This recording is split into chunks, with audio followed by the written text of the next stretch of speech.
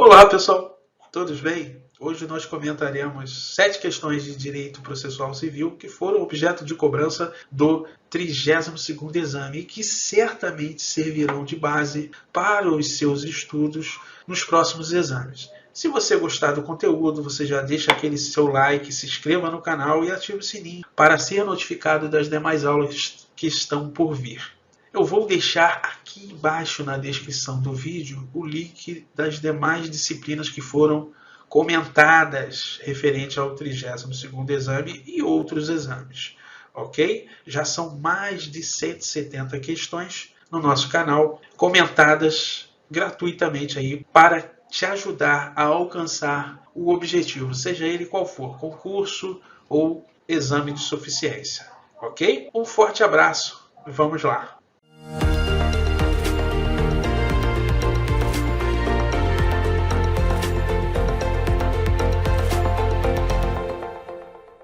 Vamos lá, pessoal. Questão 51 da prova tipo 1 branca.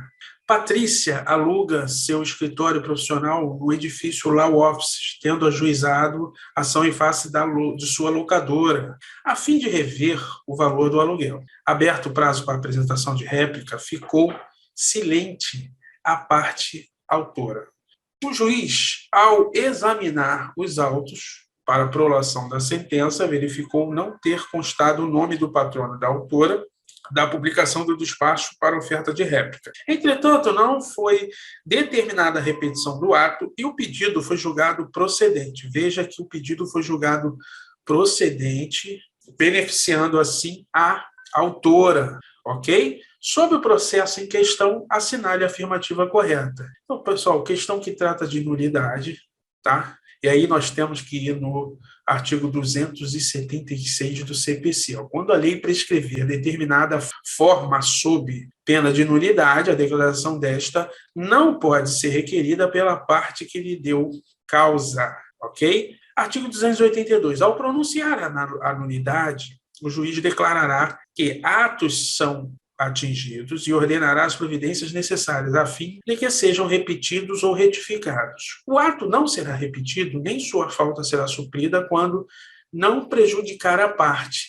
E aqui o cerne da questão, nesse caso concreto, tá, pessoal? Embora o nome do patrono da autora não tenha sido publicado junto ao despacho de oferta de réplica, tal fato não causou prejuízo à parte autora. Logo, o ato não precisa ser repetido, nem sua falta precisa ser suprida, já que não prejudica a parte autora, nesse caso concreto, tá bom? Parágrafo 2º. Quando puder decidir o mérito a favor da parte a quem aproveita a decretação da nulidade, o juiz não pronunciará, nem mandará repetir o ato ou suprir a falta, tá? Na doutrina, isso é estudado sob o nome de relativização da nulidade, tá? Ou seja, não há nulidade sem prejuízo, tá? Nesse caso aqui, o autor saiu ganhador aí da demanda. Com base nisso aqui que nós falamos, nós vamos para as assertivas. Olha só, se a parte ré alegar em sede de apelação a irregularidade da intimação para a apresentação da réplica, deverá ser pronunciada a nulidade. Pessoal, o deverá deixou a assertiva incorreta, tendo como fundamento o artigo 282, parágrafo 1º do CPC, a assertiva A está incorreta. B, não havia necessidade de repetição da intimação para apresentação de réplica, já que o mérito foi decidido em favor da parte autora. Perfeito, né, pessoal? O gabarito aqui é para ver. Não havia necessidade de repetição da intimação para a apresentação da réplica, já que o mérito foi decidido em favor da parte autora, tá? Que vai ao encontro do que está escrito aí no artigo 282, parágrafos 1º e 2º, tá bom? Gabarito aqui é letra B, tá? C, caso tivesse sido reconhecida a irregularidade da intimação para a apresentação de réplica, caberia ao juiz retomar o processo do seu início? Não. O que diz ali, ó? Basta que a falta seja suprida ou o ato seja repetido, não precisa voltar ao processo do início, tá? Então, ó, caberia ao juiz retomar o processo do início, deixou a assertiva incorreta. D, independentemente de ter havido ou não prejuízo à parte autora, não é independente, depende, né? Quando não houver prejuízo, né, a parte, né, que solicita ou que depende do ato eivado de vício, aí sim deve ser o ato repetido ou a sua falta suprida. Tá? Quando não houver prejuízo, não há necessidade. Esse é o intuito aí do artigo 282, parágrafo 1º e 2º do CPC. Tá bom? Então, aqui, ó, quando ele coloca independentemente, na verdade é dependentemente, ou seja, depende. Tá bom? Gabarito é letra B. Vamos para a próxima. Olha lá, pessoal, questão 52, prova tipo 1 branca.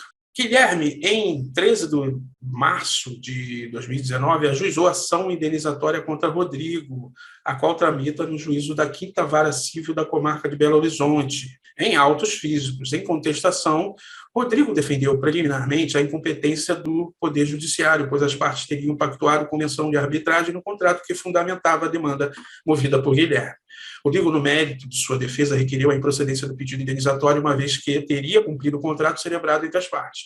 Após a apresentação da réplica, o juízo da 5ª Vara Civil da Comarca de Belo Horizonte proferiu decisão na qual rejeitou a preliminar arguida por Rodrigo e intimou as partes para informar as provas que pretendiam produzir. Inconformado, Rodrigo interpôs agravo de instrumento contra a parcela da decisão que rejeitou a preliminar de convenção de arbitragem. Portanto, Rodrigo ficou indignado com a decisão que rejeitou a preliminar de convenção de arbitragem, tá bom? No entanto, Rodrigo não cumpriu, coloquei de verde aqui, ó, a obrigação de comunicação ao juízo de primeiro grau da interposição do agravo no prazo de 3 dias, deixando de apresentar cópia de petição do agravo de instrumento e o comprovante de sua interposição para o juízo da 5ª Vara Civil da Comarca de Belo Horizonte. Para que o recurso de Rodrigo não seja conhecido com base nesse vício formal, assinale a opção que apresenta a medida a ser adotada por Guilherme.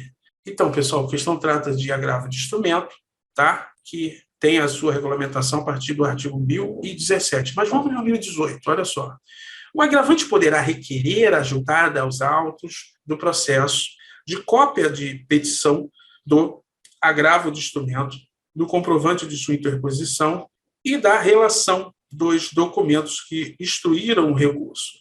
Se o juiz comunicar que reformou inteiramente a decisão, o relator considerará prejudicado o agravo de instrumento. Não sendo eletrônico os autos, o agravante tomará a providência prevista no caput no prazo de 3 dias, a contar da interposição do agravo de instrumento. O descumprimento da exigência de quitado parágrafo 2º, desde que arguido e provado pelo agravado, importa em inadmissibilidade do agravo de instrumento. Portanto, aqui nós temos expressamente previsto em lei que a cópia da petição do agravo de instrumento, o comprovante de interposição e da relação de documentos que instruíram o recurso devem ter ou ser juntados ao processo, tá? Caso essa juntada não seja realizada e isso seja arguido e provado pelo agravado, importa em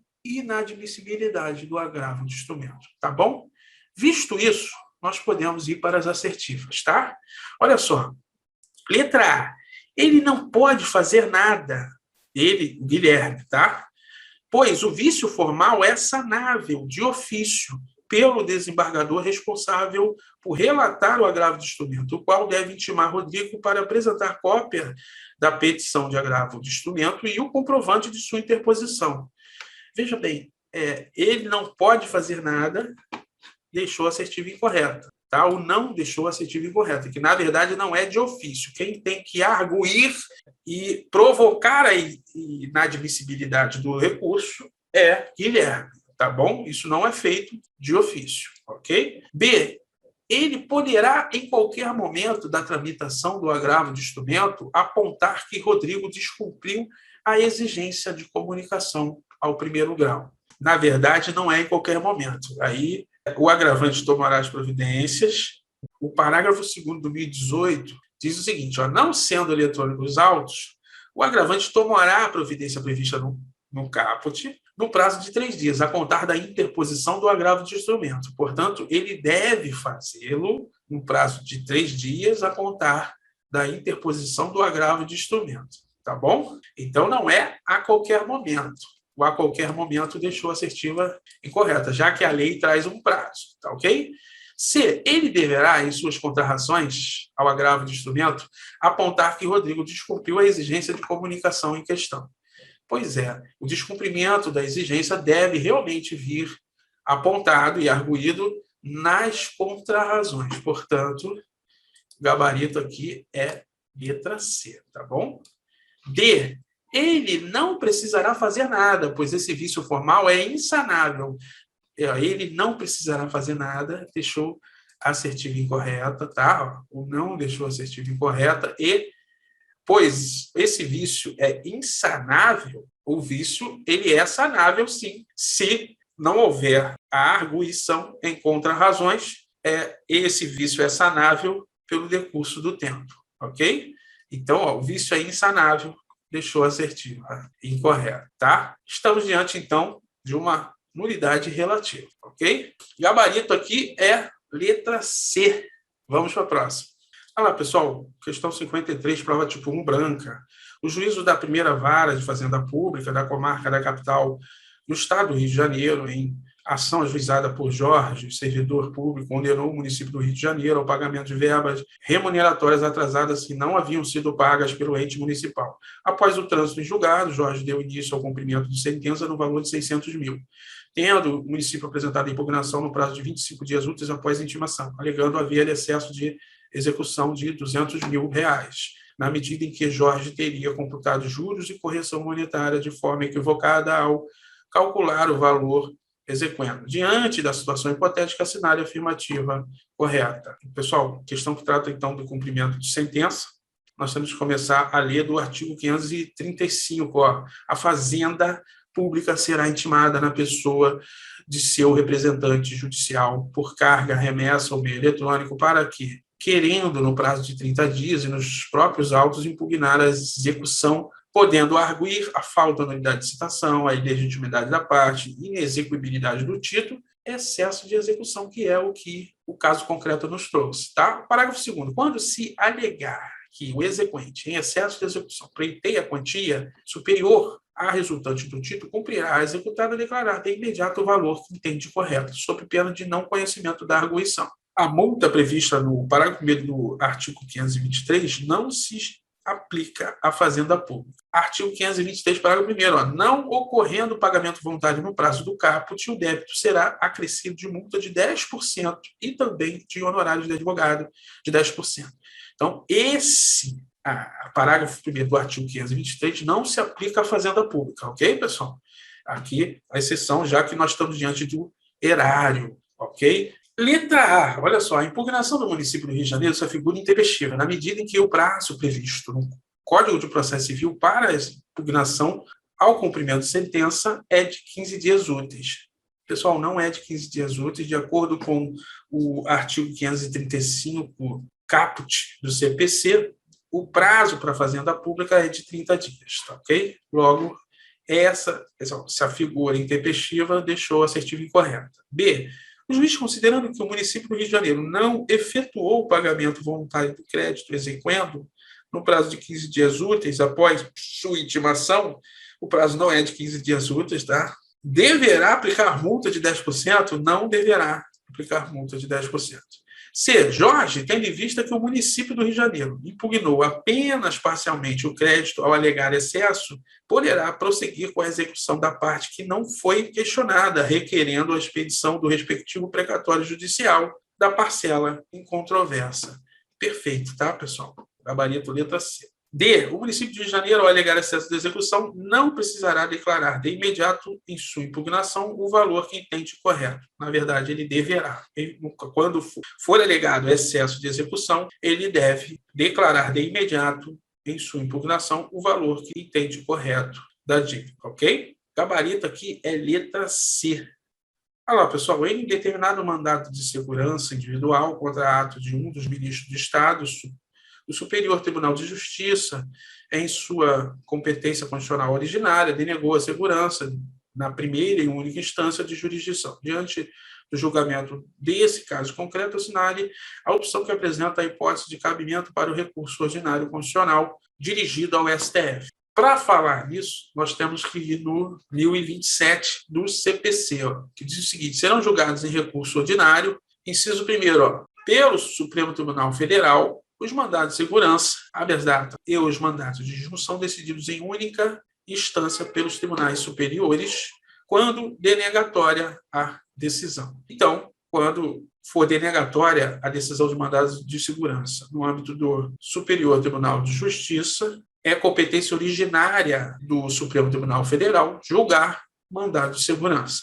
O que faz com que o gabarito aqui seja a letra A. Olha lá, os mandados de segurança, habeas data e o mandado de junção decididos em única instância pelos tribunais superiores quando denegatória a decisão. Ok? O gabarito aqui é letra A. Vamos ver porque as outras estão incorretas. Os mandados de segurança, habeas data e os mandados de junção decididos em última instância pelos tribunais superiores quando concessiva não, denegatória. Os mandados de segurança decididos em única instância pelos tribunais regionais ou pelos tribunais de justiça, quando houver denegação de segurança no âmbito dos tribunais regionais federais e dos tribunais de justiça, diz o 1027 do CPC, inciso 2, que a competência é do Superior Tribunal de Justiça, do STJ, ok? Logo, a letra C está incorreta. D, os processos em que forem parte de um lado o Estado estrangeiro ou organismo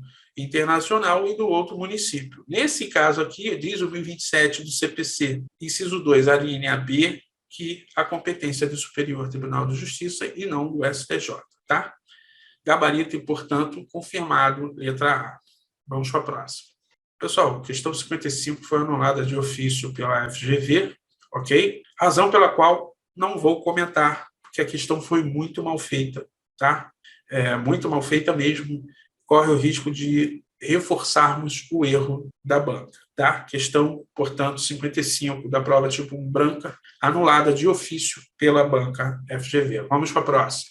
Olha lá, pessoal, questão 56, prova tipo 1 branca, em virtude do inadimplemento do pagamento de uma nota promissória, o banco Mais Dinheiro ajuizou a ação de execução por título extrajudicial em face do supermercado Baratão. Citado o réu, não houve o pagamento da dívida, tampouco foram encontrados bens penhoráveis. Em consequência, o exequente requereu a penhora de 100% do faturamento do executado, o que foi deferido pela juíza responsável pelo processo, sob o fundamento de que se tratava de dívida muito elevada. O executado interpôs agravo de instrumento impugnando essa decisão. Sob tais fatos, assinale a afirmativa correta. Então, pessoal, a questão trata de penhora aí da execução. Aí nós temos que ir para o artigo 886, que foi o artigo no qual a banca se baseou para fazer essa questão, tá? Vocês estão vendo que a banca traz, em regra, a literalidade da lei, tá? Artigo 886, se o executado não tiver outros bens penhoráveis ou se, tendo-os, esses forem de difícil alienação ou insuficientes para saldar o crédito executado, o juiz poderá ordenar a penhora de percentual do faturamento da empresa. Parágrafo 1º, o juiz fixará percentual que propicie a satisfação do crédito exequendo em tempo razoável, mas que não torne inviável o exercício da atividade empresarial. Pessoal, é de bom senso que 100%, a penhora de 100% do faturamento torna inviável o exercício da atividade empresarial. Por isso que a banca deu um exemplo bem exacerbado, que é para não ter dúvida, tá? Aí nós vamos para as assertivas, olha só. A agravante tem razão, na medida em que a penhora da integralidade do faturamento tornaria inviável o exercício da atividade empresarial.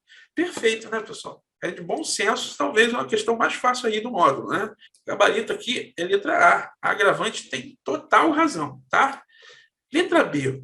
O agravante não tem razão, uma vez que a penhora do faturamento equivale à penhora de dinheiro e é a primeira na ordem de preferência legal. O que autoriza a constituição da integralidade, não, a agravante não tem razão, tá? E Ainda que isso fosse verdade, né, que a penhora do faturamento equivale à penhora em dinheiro e é a primeira ordem da preferência legal, isso é uma falácia, tá? Tal ato não autorizaria a integralidade por expressa vedação do parágrafo 1º do artigo 866 do CPC, tá bom? Portanto, aqui é outro erro da assertiva. Assertiva C, o agravo deve ser provido. Opa, até aqui tudo bem. Visto que não existe limite sim, não deixou a assertiva incorreta, tá? O gabarito, portanto, é a letra A, ok? Letra C, o agravo deve ser provido, pois o faturamento da empresa executada é impenhorável. Não, o faturamento da empresa executada é penhorável, só não pode ser em sua integralidade, já que isso torna inviável a atividade da empresa. Gabarito, letra A. Vamos para a próxima. Pessoal, questão 57, a última questão, então, do módulo de processo civil. Em determinada demanda indenizatória, houve a condenação do réu para pagar a quantia de R$10.000 em sentença transitada em julgado em prol do autor. A qualidade de patrono deste, assinar a opção que representa a medida adequada a ser providenciada. Então, determinada demanda indenizatória, houve a condenação na quantia de R$10.000 em sentença transitada em julgado, tá? Aí a banca quer saber qual é a medida adequada a ser providenciada pelo patrono do autor, tá? Olha só, artigo 523 do CPC, no caso de condenação em quantia certa ou já fixada em liquidação e no caso de decisão sobre parcela em controvérsia, o cumprimento definitivo da sentença far-se-á a requerimento do exequente, sendo o executado intimado para pagar o débito no prazo de 15 dias, acrescido de custa se houver. Não ocorrendo o pagamento voluntário no prazo do caput, o débito será acrescido de multa de 10% e também honorários de advogado de 10%. Efetuado o pagamento parcial no prazo do caput, há multas de honorários previstos e incidirão sobre o restante. Não efetuado tempestivamente o pagamento voluntário, será expedido desde logo mandado de penhora e avaliação, seguindo-se os atos de expropriação. Tá? Logo, a gente viu que o cumprimento definitivo da sentença far-se-á a requerimento do exequente, ok? E não de ofício. Logo, nós podemos agora ir para as assertivas. Olha só, letra A. Aguardar o depósito judicial da quantia referente à condenação, pois as sentenças que condenam a obrigação de pagar são instauradas de ofício. Não são instauradas de ofício. Independentemente de requerimento, depende de requerimento. Ok? O prefixo aqui de negação deixou a assertiva incorreta. Letra B. Peticionar a inclusão de multa legal e honorários advocatícios, tão logo seja certificado o trânsito em julgado, independentemente de qualquer prazo para que o réu cumpra voluntariamente a obrigação. Não, o réu tem um prazo, após intimação de 15 dias, para fazer o pagamento da quantia em que foi condenado, tá? Logo, o independentemente de prazo deixou a assertiva incorreta. C. Aguardar a iniciativa do juiz para instauração da fase executiva para atender o princípio da cooperação. O juiz não tem que ter iniciativa e o exequente não deve aguardar, de acordo com o caput do 523 do CPC, ok? D. É o gabarito da questão, peticionar, tá, para iniciar a fase executiva após a certificação do trânsito julgado, requerendo a intimação do devedor para pagamento voluntário no prazo de 15 dias, sob pena de acréscimos de consectários legais. Gabarito, portanto, é letra D. Com isso, nós terminamos aí o módulo de Direito Processual Civil do 32º exame. Um forte abraço, bons estudos!